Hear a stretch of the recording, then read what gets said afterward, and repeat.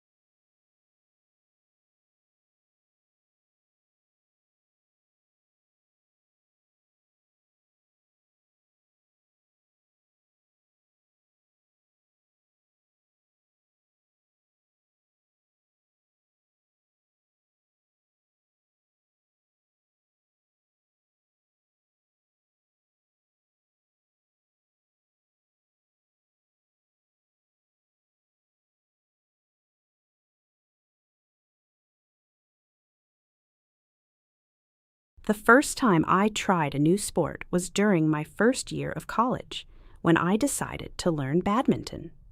I had always seen other students playing on campus, and it looked exciting, but I never had the confidence to join them. One weekend, a close friend convinced me to attend a practice session.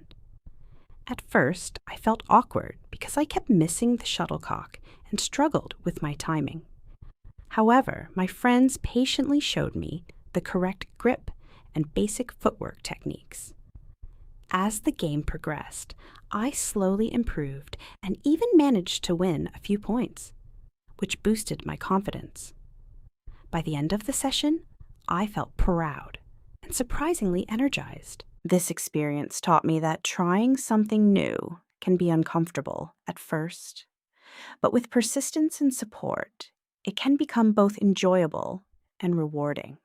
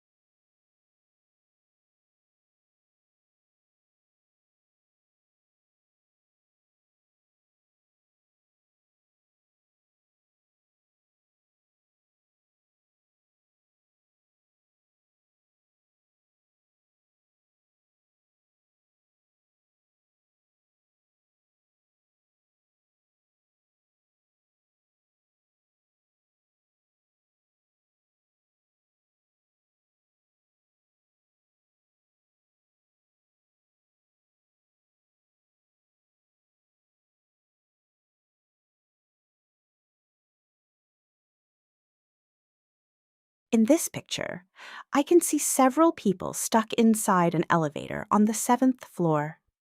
It looks like the elevator has stopped unexpectedly because everyone seems tense.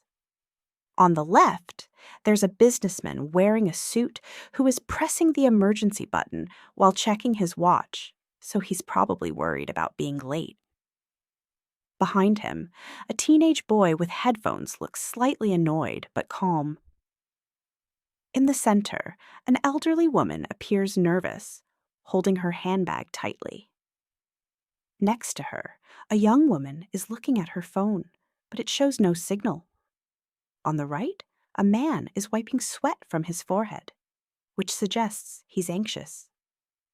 Interestingly, a small child is sitting on the floor, happily eating chocolate, completely unaware of the stressful situation around him.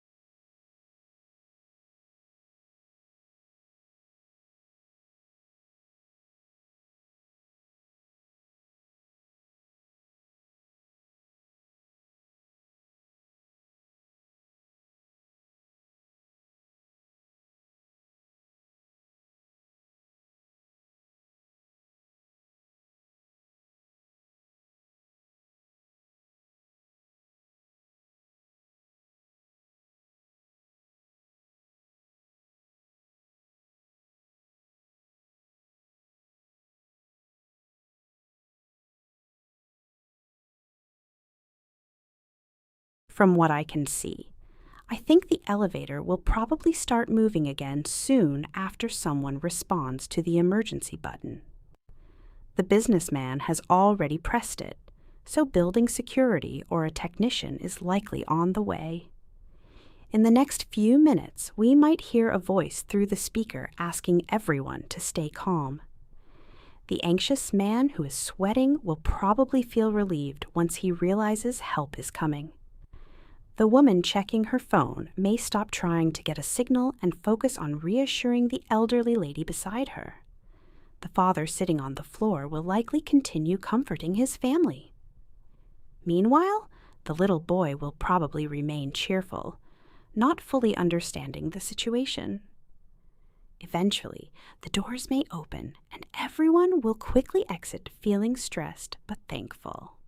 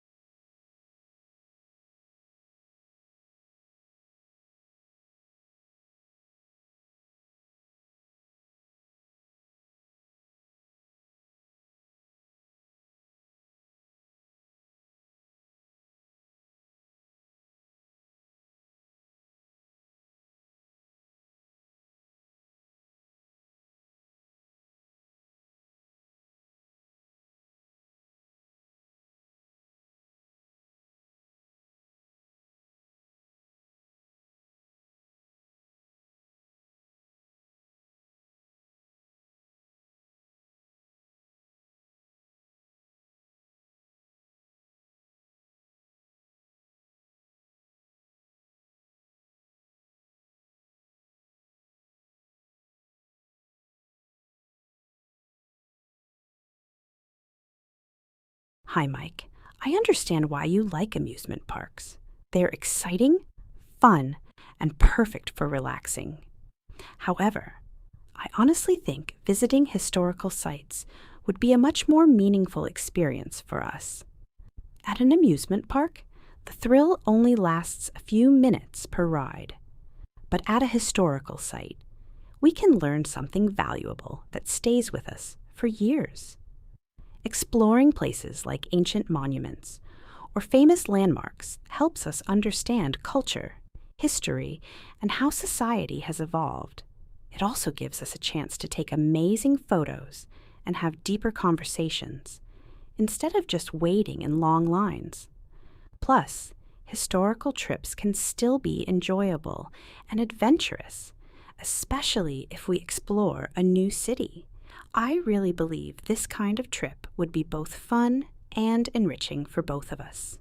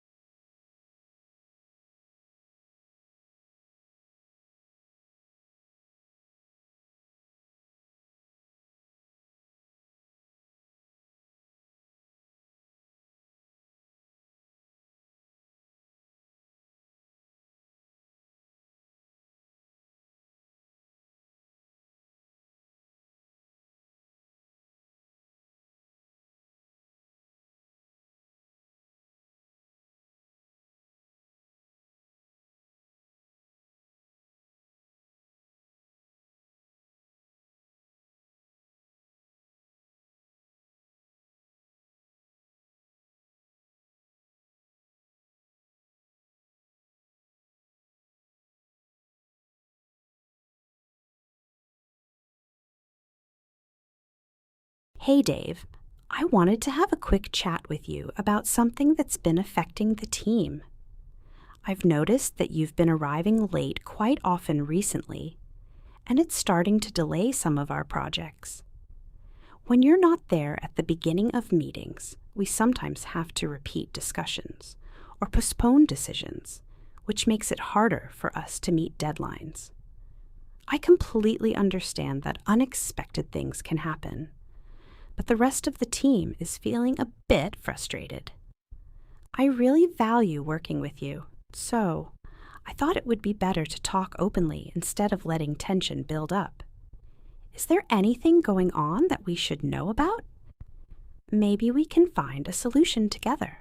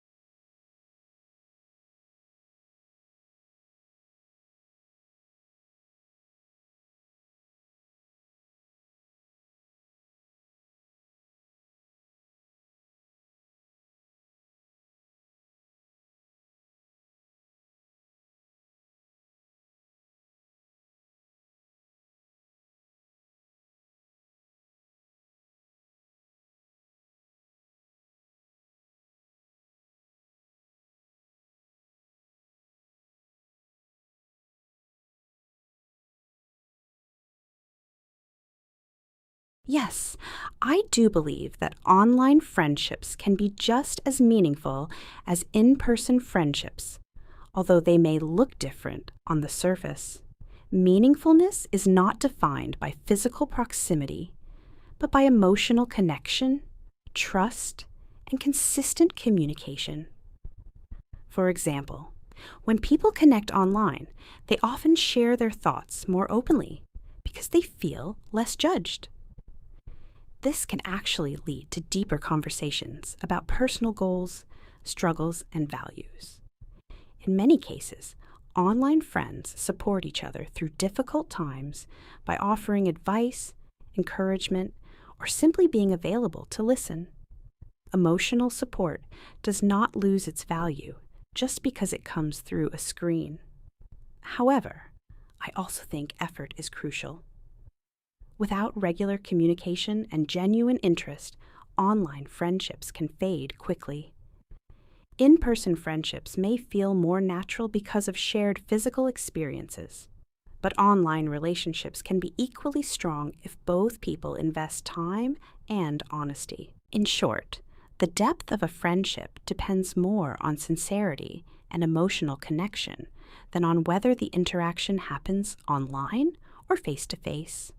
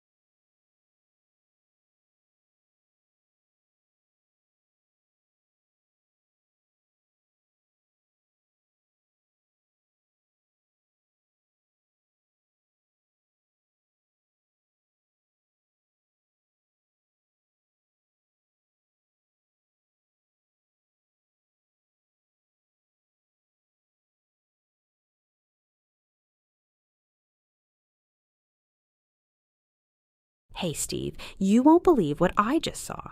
I'm standing on a busy city street, and there's a bakery shaped exactly like a giant cupcake. The base looks like a cupcake wrapper, and the top has pink and white frosting with a huge cherry on top. The sign says Sweet Treats Bakery, and through the round windows, I can see colorful cupcakes and cakes displayed inside. There's even a baker decorating desserts near the window. Outside, a little boy is pointing at the building excitedly, and his mom looks impressed. A couple nearby seems curious, and a delivery guy is unloading boxes of flour and sugar. This place really stands out compared to regular bakeries. Would you like to check it out with me sometime?